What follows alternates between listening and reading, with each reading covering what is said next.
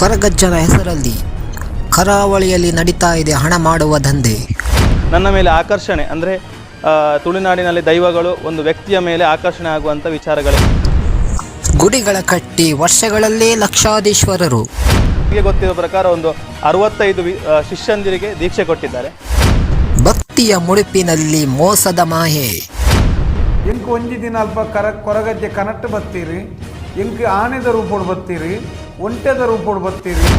ಇಲ್ಲಿ ಭಾವನೆಗೆ ಬೆಲೆ ಇದೆ, ಪಾಪ ಪರಿಹಾರಕ್ಕೆ ಪ್ಯಾಕೇಜ್ ಇದೆ. ಭಕ್ತಾದಿಗಳು ಜಾಗೃತಿಯಿಂದಿರಬೇಕು. ಅಜ್ಜನ ಹೆಸರಲ್ಲಿ ಹಣದ ಹಂಬಲ, ನಂಬಿಕೆಯ ಆವರಣದಲ್ಲಿ ನಡೀತಾ ಇದೆ ದಂಧೆ. ಅಜ್ಜನ ಹೆಸರಿಟ್ಕೊಂಡು ದಂಧೆ ಮಾಡ್ತಾ ಇರುವ ದಂಧೆಕೋರರ ಮುಖ ವಿಚ್ಛೇದನ ಹುಡ್ಕೋ ಮೀಡಿಯಾದಿಂದ.